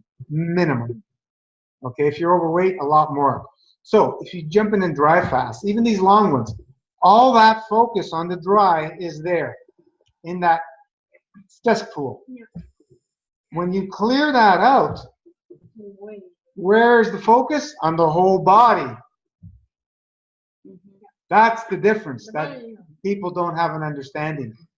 You need to clean the GI tract, and that's where you get the magic happening in dry fasting. That's why we call Master Fast a glorified dry fast, because we have a clear understanding of what needs to be done. You need to look at the whole picture to be able to work on everything. You're full of shit. That's where all the focus is going to go on. All the heat and burning is going to be focusing on the GI tract because it's full of pathogens, and it can't concentrate on everywhere else. It needs to move out the waste first.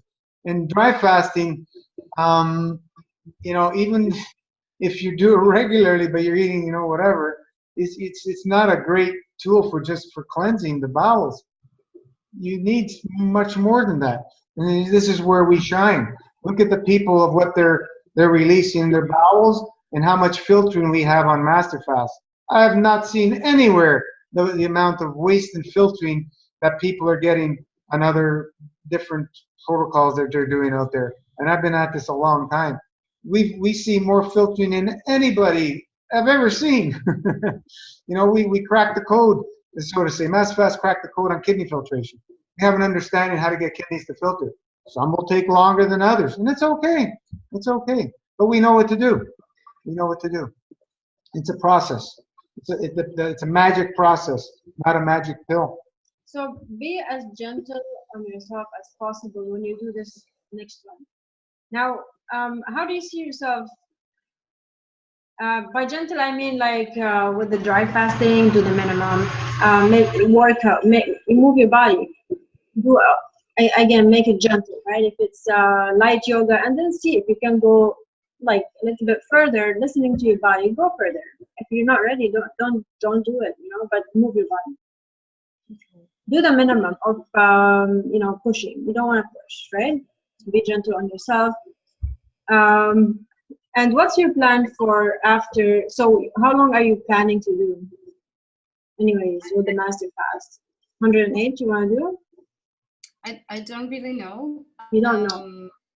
No, not yet. You don't know. You want to listen to your body, right? You want to listen to your body, yeah. And what's your plan for afterwards? What do you want to do after as a lifestyle? You want to go back to eating like raw food? No, I would like to be on master fast like forever. Like maybe a mini option, one of the mini options. Yes, so minimal yes. eating. Maybe like what you're doing, and I believe yeah, weeklies, exactly. Why didn't you start with that maybe, and then slowly go into a long one if you want? Yeah, maybe try the weekly for a month. So you eat and you break your fast, because you're only eating one day, right? And train your mind for that a little bit and see how that works, and then maybe move into, you know, taking away that one meal a week and continue. See how that works. Yeah. And you know, you may want to try 1 week on, 1 week off, or 9 days on, 9 days off. There's so many things you can do. You know, you need to find something that you can work with, that's comfortable for you. But that the breaking, the fasting and the breaking the fast is something you need to train yourself over time. And it really cleans you up. I mean, master fast weekly. Oh my God! Like to me, it feels like complete master fast. So I have a break of eating, which to be honest with you, I can't care less about the food. But I'm eating just for my emotions. I'm not hungry. You know, yeah, the taste is okay. It's not like sometimes something tastes better than, you know, but it's not really worth it. But at the same time, I want to be gentle with myself. I don't want to stop. So slowly, but I know it's not the way to go. I'm eating, but I know it's not the way to go. Yeah. You know, you just we have the support page. Read people's posts, because most people read the posts, but they don't read between the lines. I read between the lines of what's going on, and this is where you need to learn to do, because there's a lot of magic happening that most people miss, and information where it's vital, that what we use to expand and add to the knowledge of MasterFast, of what people are writing. It's amazing. Sometimes even the poster themselves, they do not realize that they have experienced magic. Mm-hmm. You know? So yeah, just be wise, be aware, connect to yourself, and make sure your husband doesn't stop you from doing enemas. Otherwise, there's just no way you can do this safely without enemas. He just arrived from school, so. Yeah, it's crucial part of the program. I cringe when I see people saying they don't do enemas. One guy was last year, ended up in the hospital.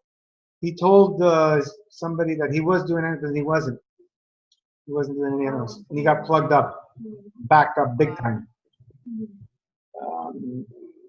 Yeah, I remember that. Yeah, we never heard from him anymore after. But he broke it the wrong way, right? He ate chicken soup or something? Yeah, whatever. That's what led him to the hospital. But he wasn't doing enemas. But he wasn't doing enemas will save lives. Because the reason they won't put that in the hospital is because they'll start going broke, the hospitals, because they'll be saving so many lives. You know, instead of start injecting people with all these chemicals and you don't know what's going to happen, they're going to be cleaning out all the garbage, which is the main cause of their illness, and they won't be able to sell drugs. So, Yeah, it's unbelievable how like people are dying, and the food they give to them is just dairy, like eggs, dairy, butter, milk, oats. Did you eat when you were there? No, well, because they didn't want me to, like, they told me like I need a like balanced diet and start to eating like a vegetarian and have like maybe fish and whatever. They didn't bring me any vegan food, so Ivan was the one who was So you told them you're vegan and they don't want to bring you vegan? No, I told them I was raw and vegan, and they didn't want me to eat. So Ivan was bringing me fruits, and he was doing the smoothie, the green smoothie, like just greens, as Gina suggested me to drink. And he also brought me like maybe 2 nights in a row, 2 or 3, some cooked veggies. It was pumpkin and broccoli. Yeah. Ivan is vegan, your husband? Is he vegan himself? At home, yes, yeah. At home, but outside he's not vegan? He will have, yeah, not it's not usually, but he will have anything like he want.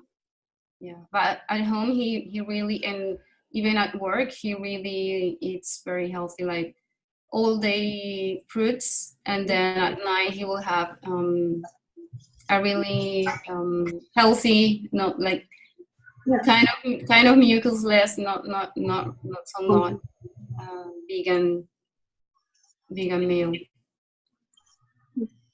Yes. yeah, Peter's is really exciting understanding the power of enemas. Feels like we're going to another level. Yep. And the importance of enemas cannot be underestimated. It's just they're miraculous. Like so many out there that say, you know, they're against enemas, natural hygienists, and so on and so forth. Unreal that you have to force the body to go through all that pain and suffering when an enema will solve so much pain and suffering and misery. It's so easy, so easy.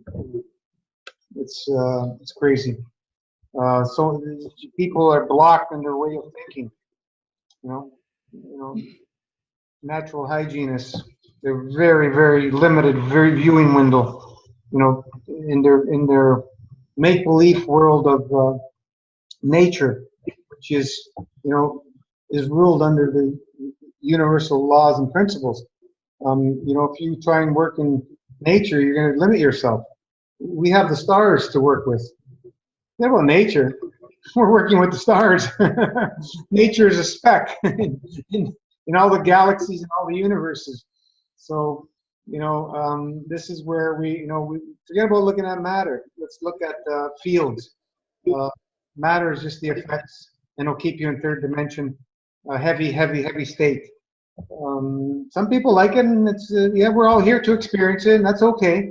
But when we have a knowing and understanding that there's infinite possibilities, open yourself up. You know, let's not limit ourselves. As you clean out all that gunk, you're going to eat less and less and feel better and better as the years go on. It just happens that way. It just happens that way. It's as long as we stick to this basic program, you're going to get better and better. There's just no other way for the body to go. It's not rocket science. It's space technology.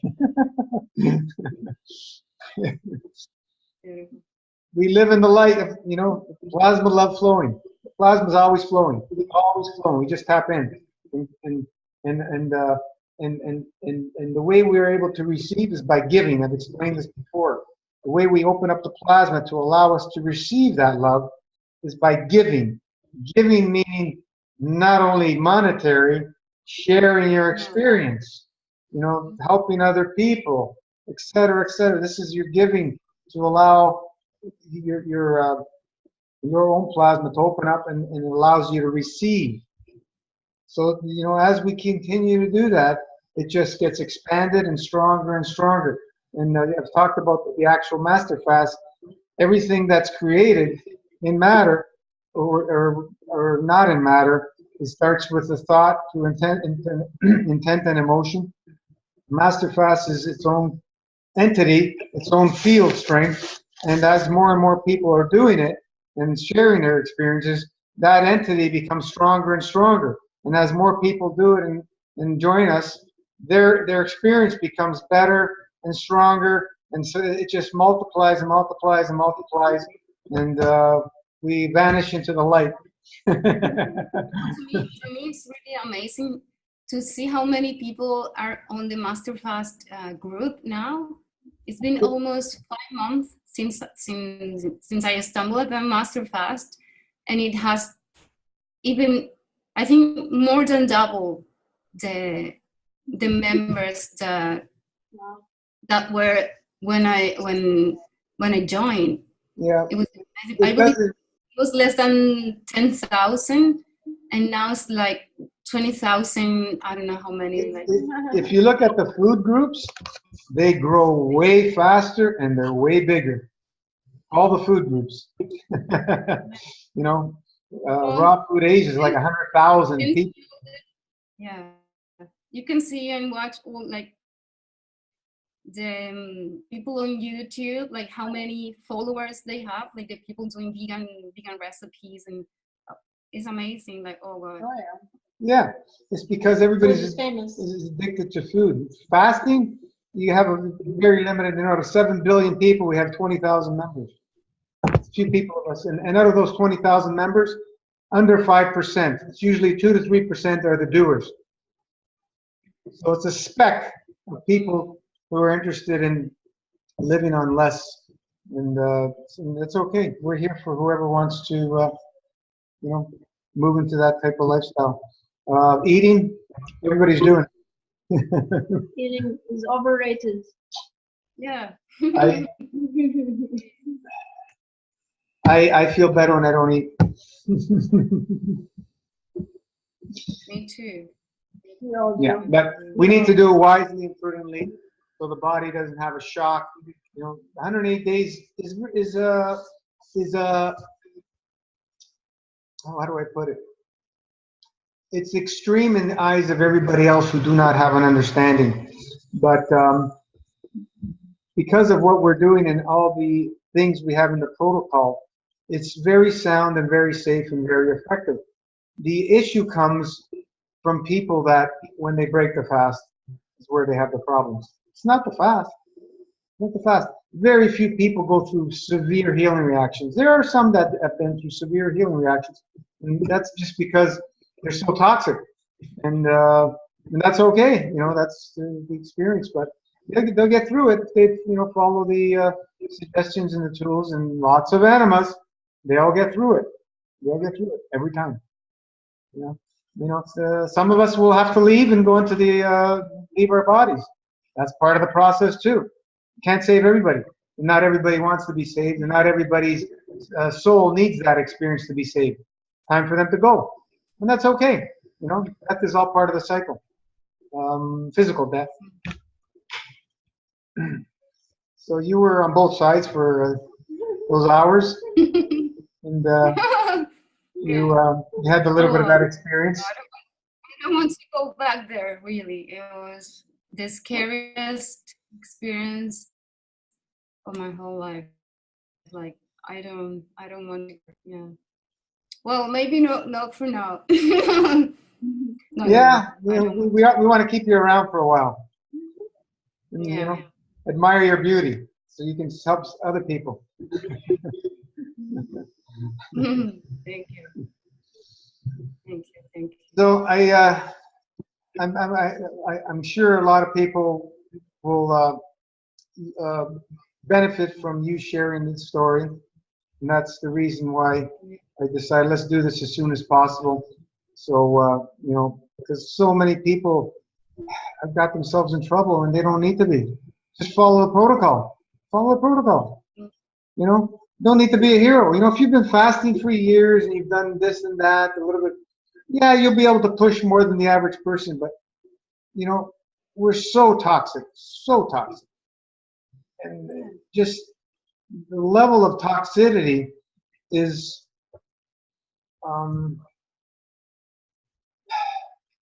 I don't know how do I put this. It's more than anybody believes that we have within us. There's so much in there. It's just living in this planet, breathing in the air only. We're still getting obstructions from breathing the air. There's so much garbage in the air. So you know, if we're not in a continual program to allow the body to purge, and if you're eating every day, it's not going to do it. Because you only have a small sleep cycle, digestion's out. That's the problem. So how do we solve the problem? We give the digestive system vacations, a lot of vacations, and we eat less. And the body's in a continual detoxification, and it doesn't build up anymore. It's in a purging all the time. So as we're taking in these toxins from left, right, center, whatever, the body's and the mind and the spirit is continuously allowing the system to keep flowing and purging and working properly. That's all it is. That's all it is. If you eat every single day, it just starts building up and backing up and backing up and backing up.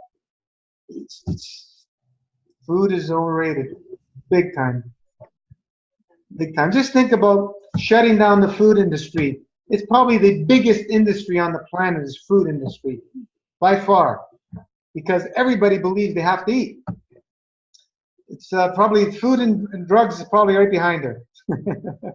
Food's the biggest, and then drugs. Yeah, when I was following 80-10-10 or the hygiene lifestyle, and you know, like they suggest you to eat like so many calories and like to get all the nutrition you need to, you know, to be able to feel energized and whatever, that I kept like doing that, and I went like against my my intuition. Like I was feeling so like my digestion wasn't really like doing well. Like I ate like a lot, even fruits, just plain fruits and vegetables, but it was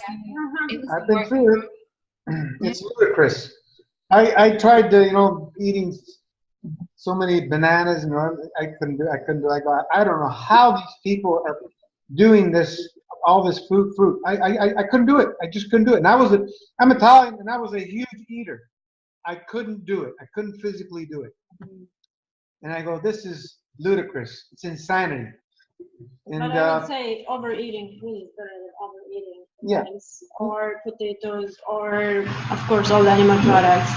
So it might help you initially because food is the lightest thing you can ever eat. Coming from a sad diet, and you go into eating tons of food, you're gonna feel better, sure. But there's the stages. You're gonna feel much lighter as well. Yeah. Like you might feel like I want more because it's not heavy enough for me.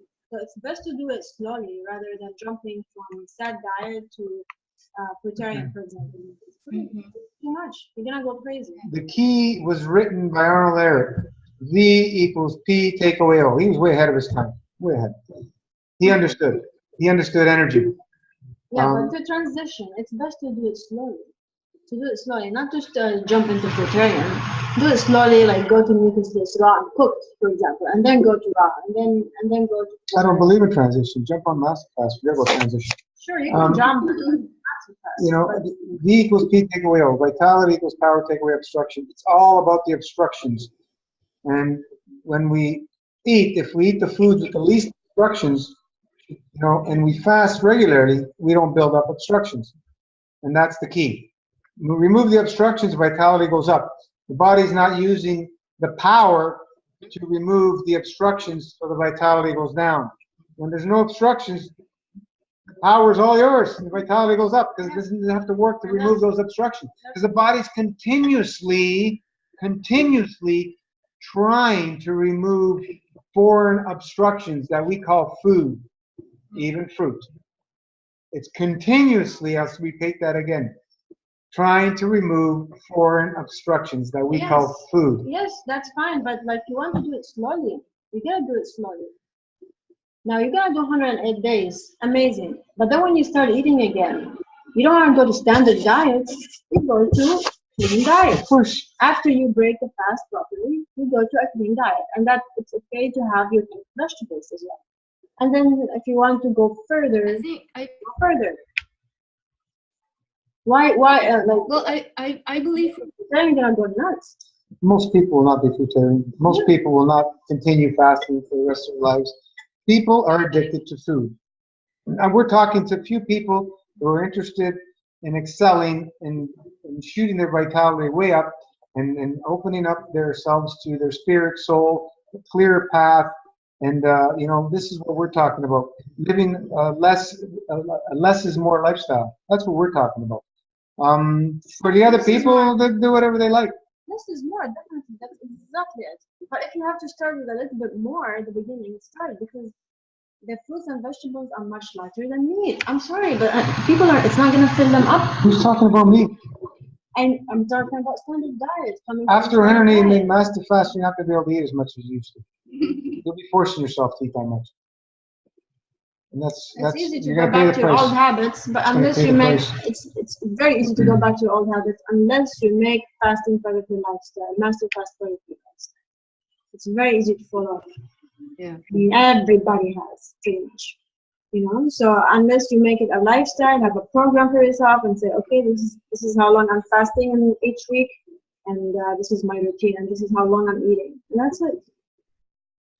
Keep life simple for the most part, and then our attachment to the food, it's gonna be complicated, but you know, we get rid of the food slowly.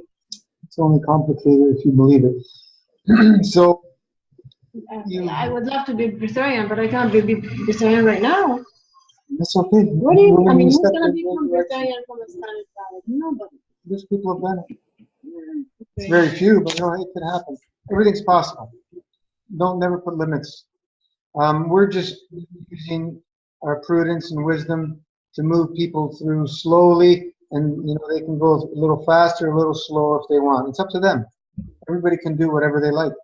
We're just giving you the tools to make it, and you make your choice on how fast or how slow. You know, some people will just jump in on the hybrid, like Jane yesterday. She's 82 or 3.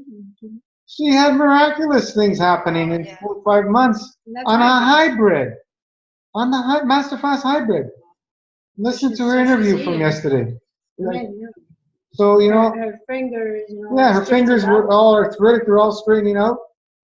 You know, she was going to get operated on a heart valve. They can't hear the problem in her heart no more. This is an 82, 83-year-old woman, and she had the plaque coming out for months, eating 1 meal a day. And she actually was not following complete Metamorphosis protocol because she forgot to add for some reason she didn't add the plasma pudding, but she was releasing the plaque. You know, so people that are in denial the plaque doesn't exist, they just don't have a clue. My first 40-day Master Fast, I've shared it so many times. I used nothing except Concord grape juice, and I had plaque coming out after about 6-7 days for the whole rest of the fast, every day. Long, stink as hell, putrefied, worst smell I've ever smelled come out. Rubber, like an old car tire, with no taking, no putting, no nothing. But you know, it's the lack of a little bit of intelligence people have is why we're using the pudding. You know, I've explained it. It's just they just don't have intelligence to comprehend what we're doing, and that's okay. That's where they're at. That's okay. It's basic stuff. You know, absorbing. Oh, we don't want those toxins to be reabsorbed in the body. It's so simple. Cheap insurance for effectiveness, safety for each of us, and you can use that all the time, every day if you want, even when you're eating. just like we do on the animals. But not too much, so you don't get right with the plasma. Yeah, you reduce if you're eating. It's okay. It's too much fiber. If your bowels are working good, you won't have any problem moving too. So yeah, anything else, Alejandra? Miss Venezuela.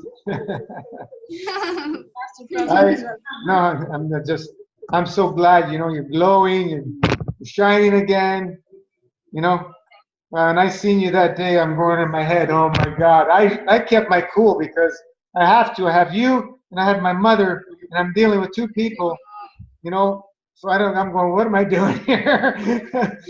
Well, I'm very happy.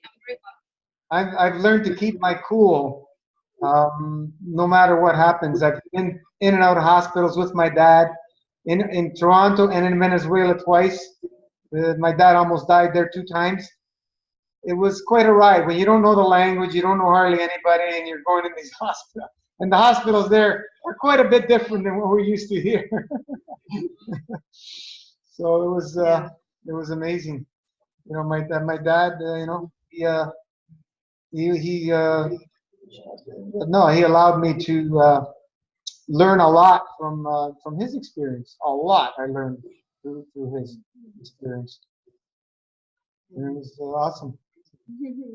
Yeah, I just want to really thank you for your help and your support. I'm really I'm beyond grateful. Really, I believe in the system. I want to just come back again and jump and start like doing it safely and properly.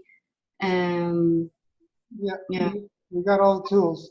We don't have all the answers, but we keep adding to the knowledge. We just keep adding and adding, and adjusting and doing the best we can to avoid situations as much as we can with people. We can't save everybody, and like I said before, we're not here to save everybody, but the people who are here, to want to be helped and saved, the door is wide open, and they have that choice to go that route if they follow the system. Follow the system. It's so simple. It's just, you can't save everybody. That's not the purpose. Not the purpose. And it's amazing to see all the massive metamorphoses we've seen with people going through the fast and then after the fast. It's just, that's first stage of metamorphosis. And then when you break the fast, there's the second stage. And then they get on their second and their third and their fourth and their fifth and their sixth massive fast. We have already, I think she's probably completed her second 108th any day now. She did one, a year ago, and then she's done many 30 days on and off. And she's completely transformed. She was going to get operated on her colon. Her eyesight was going. Her crooked leg straightened out. Her ribs straightened out. She was born with these. She's done so many other things. I don't remember, but if you read her mention her name, and then so many other people. Michelle, friend, it's just, we have so many magic. Can you imagine like writing a book about all the experiences, like with all the testimonials? We have 3 files. Wow. In the file section. Did you read them? Yeah, absolutely. But I mean, like having a book. Yeah, well, that's a different story because it's a private club, and not everybody wants to share publicly. Yeah. It's for the club. It's for people within our club. I'm not about putting myself out there in the public. It's more for our club. We keep everything within the club. And, everybody's welcome. Everybody's that's amazing. welcome. Yeah, that's amazing because you feel safe. Like you are in a community of really mindful, like-minded. Yeah, you feel safe. You feel like you're in a family that surrounded by nice people and loving people, like people really wanting to help you and be there for you. It's really nice. I really enjoy that. Yeah, that's why we're all here. I mean, there's still so many people that have gone through Masterclass, and they're in the on the page, on the board, helping people, making suggestions and stuff. And this is what we want to see. You know, people that have done at least 40 days, massive fast, it's okay for them to make suggestions because they've done the experience. Anybody else? It's futile listening to anybody else if they haven't done it. Futile. Then people think they know, and they don't. Because I see their suggestions. Some of them are ridiculous. That's okay. That's where they're at. And, you know, sometimes the Luciferic intellect comes in and takes over, and we believe we know more because of this and that certificate, or we went to this university or that university, and that's okay. I've got no papers. Zero. She's got lots of them. Yeah. Not using them. I have They're no just papers. hanging on the wall. None. Zero. Yeah. And I'm proud of it. But I guess that because she has a clinic, then like people that goes into the clinic really want. Yeah, no, I show them. You see all this? I'm not using. That's what I tell my clients. I said, this is ridiculous. This is a waste of money. A lot of money. Well, I mean, I tell my clients, the one thing that I have gained from all these certificates is the confidence that when some scientist comes to me, you know, when I'm practicing natural healing and living it myself, and some scientist comes to me and tells me, you must eat meat, or you must do this, or a doctor, right? Like I would know how to stop them, basically. Yeah. How do you do that? Well, I mean, the least thing. I mean, if they say I'm a scientist, I say I'm a scientist. You know, if they say I'm this, I'm that, you know, well, I've been there, done that. You know, I've spent most of my life studying, and what did I learn? Nothing about the body's ability to heal itself. Nothing. Zero. 5 years in university, undergrad. Nothing about the body's ability to heal itself. Masters in fertility, 2 years.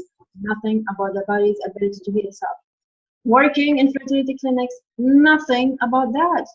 You know, and you just see people sick. That's what you see. You see people sick all around you, crying because they're desperate, paying all their money because they're desperate. They want to have a baby. You know, yeah. And then stem cell research and who was funding us? I was in stem cell research as well. Who was funding us? Pharmaceutical companies. That's where we get the money from, or the government. And basically, if the project doesn't have a potential for making more money, it's not a good project. Doesn't matter the outcome. See, this is where the scientists get caught in the trap. After they've done all these years of schooling, spent all that money, now they're in the trap. They need to survive. And, they find out, you know, this is really not what it's about, some of them, and they get caught and they have to just continue and do it just to make a living. Sad, but this is the reality of things, and so many things are like that. You know, yep. It's a lot of money. Yep. A lot of money involved to go to these schools. And when the answer was like, for me, I'm just amazed by how Arnold Eric had the book more than 100 years ago, and look how ignorant in schools we are. We know nothing about what he's teaching or what he talked about, and the guy died young. I mean, there's no doubt he was killed. Yeah, this is the best information like I've ever read. It's amazing when you read the book. Wow. So we're at almost 3:06, 2 hours. Oh, thank you. Anything else that you want to share before we close the deal? Just giving you my thanks, and yeah, come to Toronto for a week and get a couple of colonics. Yeah, I want to. I really want to. But your husband, get him to make you a Kalima board. But he was taking the enema back from her. He's not gonna make that. Come on. He needs. Yeah, it's okay. If you buy one, the one I bought from, I don't think they ship to Canada anymore. But they're not really hard to make. Convince him to make me one. I'm going to. Yeah. Yeah. I think Jonathan Isle. You will love the Kalima board. It's way better than doing enemas. Way better. More comfortable. You were more relaxed. It's night and day. But honestly, still, even though you have a Kalima board, it's still good to go get a colonic with a closed system, because a colima board is an open system. Go get a closed system colonic like Rana does. It's good to go at least, you know, once every couple of weeks or something, because it's a much more. Instead of 5 gallons, you're doing 20 to 40 gallons of water in a colonic. So it's at a different level, you know. You know what I I'm think saying? that would make a really change in my experience. Yeah. There's no comparison. Like, you know, to do colonics every day, you know, it'll get expensive. But if you have a Colima board, then you go get one maybe every week or every 2 weeks during your fast. It's not too much of an expense. Just to go and see the difference of what a thorough washing does compared to a little enema bag. Enema bag is great. Like I said, always travel with your enema bag. Wherever you go, bring your enema bag with you when you're traveling. It'll save you. Save your life. It's so handy to have. But at home, Colima board. Everybody should have one. You buy it once or you make it, you have it for life. You have it for life. Like the tips, I'm still using the original tip when I bought 7, 8 years ago. I just wash everything with calcium hypochlorite in the school pool shop. The stuff, the chemical they use for cleaning swimming pools. It's like a bleach. It's very strong, and that's what I use. You can use bleach. You know, It's not that bleach. dirty anyway. Bleach is fine. Yeah, bleach is fine if you know how to use it. It's a gas. If you wash everything and you leave it, all the gas evaporates over 24 hours. So you know you can use hydrogen peroxide, but it just doesn't have the strength of the bleach or this calcium hypochlorite pool shop does. And they're much cheaper than hydrogen peroxide. Okay. So, you know, there's simple things. Alejandra, glad that you stayed with us. And, Thank you so much for having me. you know, go through your thoughts, see what you want to do. Maybe you want to do the weekly. Maybe that would be something. Experiment out for a week, for a month. So you break Yeah, 3 times. I'm going on and off to the website and reading, going through all the mini options to see what can I. Yeah, maybe just do it as a lifestyle, and then maybe Yeah. in the future you do 108 would be much easier for you. But now clean up more and more and take breaks, you know. Yeah, the weekly maybe would be, you know, it's powerful, even though you're eating once a week, it's still powerful. Yeah, the eating once a week really is just for the emotions. It's nothing more, nothing less, you know. And the body doesn't want the food, and the body doesn't like the food inside. It's obstructive, as we said, right? Yeah. Once you clear the GI tract, everybody feels better. Everybody. See, anything we introduce into the body has to do a lot of work to put it in a GANS plasmatic state so it could use the fields and try and move that out. The problem is some of these things leave a lot of residues, obstructions, right? Some more than others. You know, dairy's the absolute worst. And then you have your grains and your and the other animal products, the proteins. These are very, very heavy and obstructive, and they leave residues. And it's a lot of work for the body to process them and put them into a GAN state through what we call the digestive tract. It's not really a digestive tract. It's a vacuum plasma tube where field interactions happen. And the clearer it is, the more the fields can interact and allow us to draw in energies which are all around us and infinitely abundant. And that's how simple it is. Wow, beautiful. So Thank you. we will let you go, and we thank you so much for allowing to share your time so you can help so many people to have maybe a little more understanding of why we have a protocol and certain things in place. We don't want to see anybody else going through a situation like that.